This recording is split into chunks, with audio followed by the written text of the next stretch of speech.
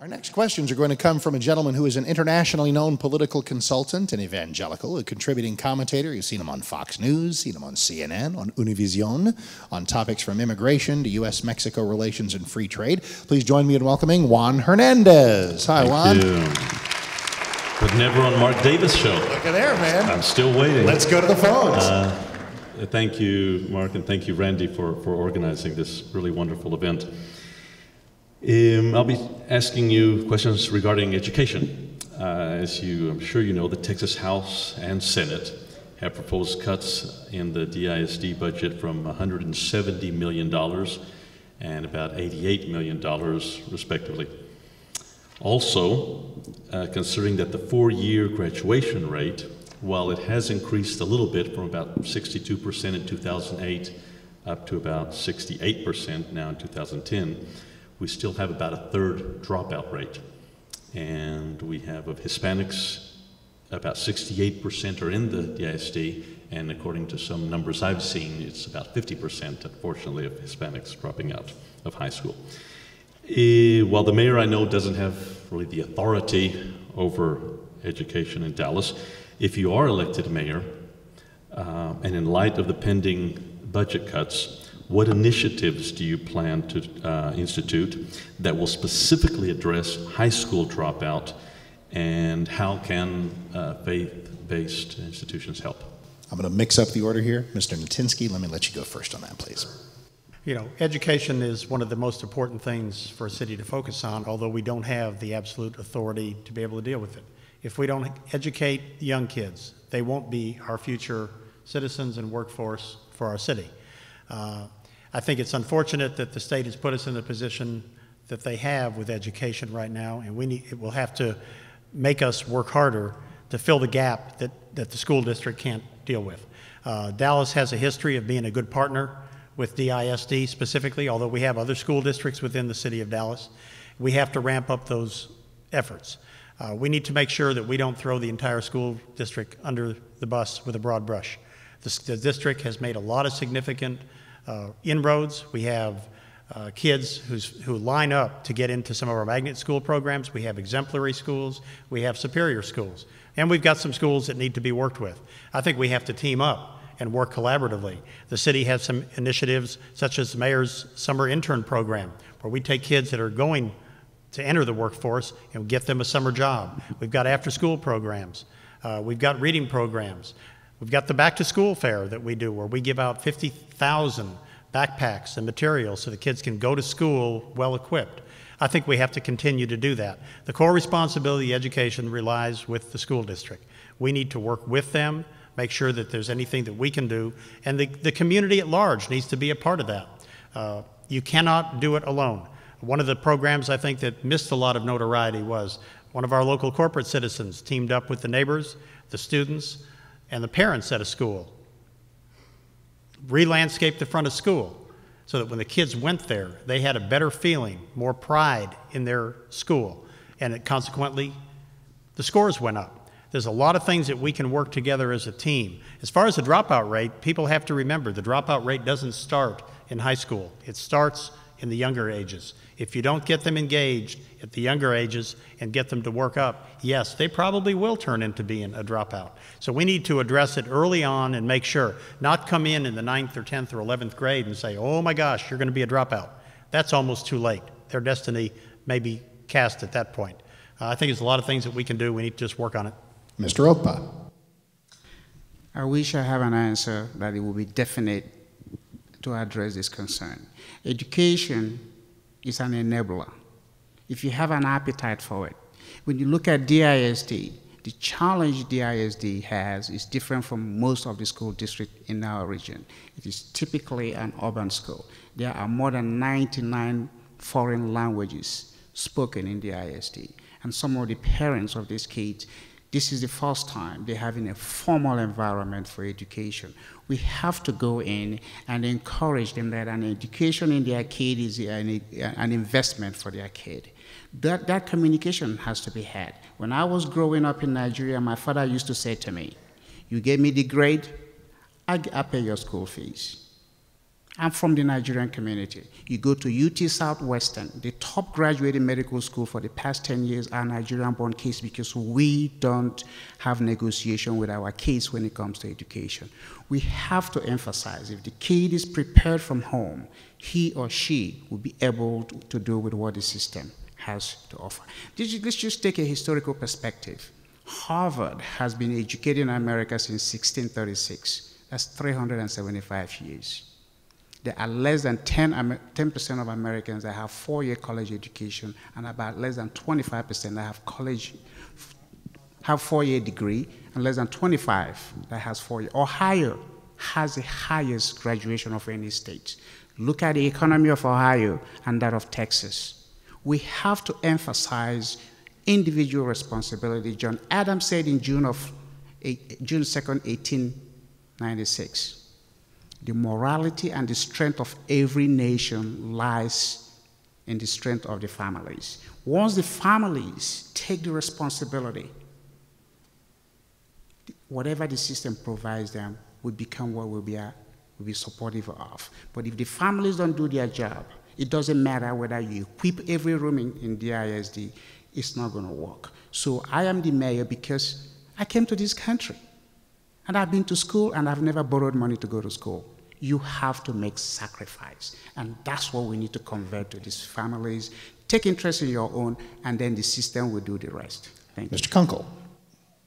Yes, you keep me on my toes, Mark. Yes, so you never know quite where I'm going. The order's going to be different each time. No, I don't think kids just drop out of high school. I think they fall behind their classmates, and when they're a couple years behind, then they become dropouts. What the city of Dallas can do is to help encourage after-school programs when kids get out of school before their parents come home.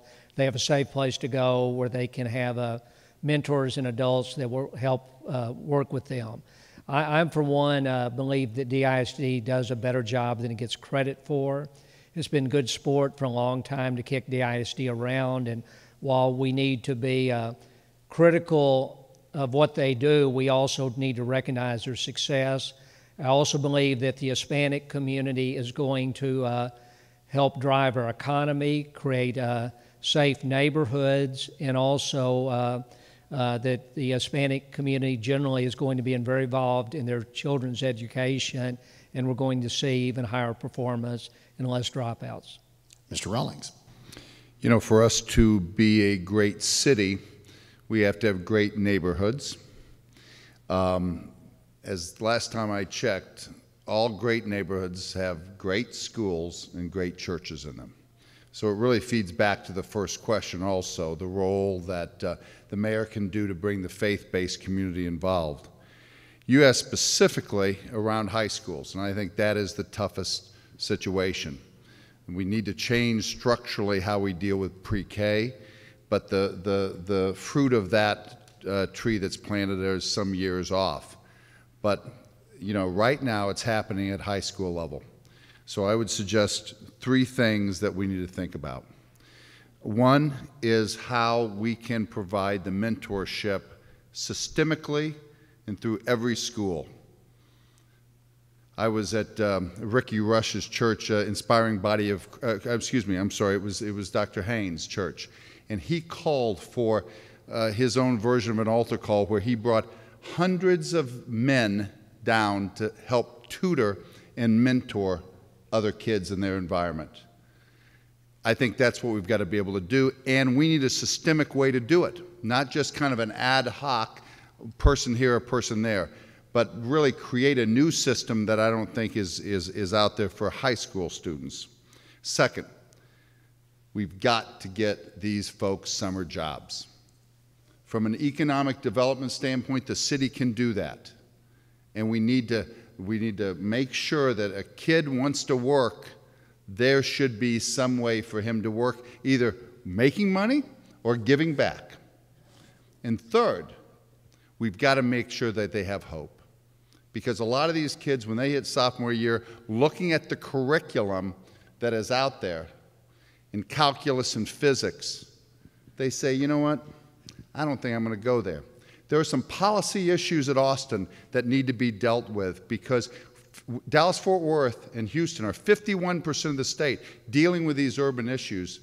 And that's why Tom Luce and Mike Moses have teamed up to me to be able to deal with some of those issues from a curriculum standpoint. Juan, anything follow-up you'd like to send it down the line one more time with anything? And thank you for some of the comments have been specific enough. Nevertheless, I was remembering on the way over here how UTA has, I believe it's called the Mustang Challenge, and I may be a little bit off on what it is, but I believe that they say that no student that wants to go to UTA will be left out if the only cause is lack of money. And I thought that's just so specific. It's so good for our community. And then Dallas Baptist University, and I don't know if the vice president's still here, they have a matching program with churches up to a certain amount. But if the church will put $1,000, then DBU will put $1,000. If we could maybe even go a little bit more specific on what you are interested in, what would you do the first day you become mayor to help with education? Well, I tell you what, if at the risk of fine-tuning it, I've had people call the show and say, these guys are running for mayor of Dallas, not superintendent of the DISD. And it's funny because I've thought, well, doesn't the superintendent of the DISD need to care about the whole city, and doesn't the mayor of the whole city need to care about the schools? So let me take it down the same order. Start with you, Ron.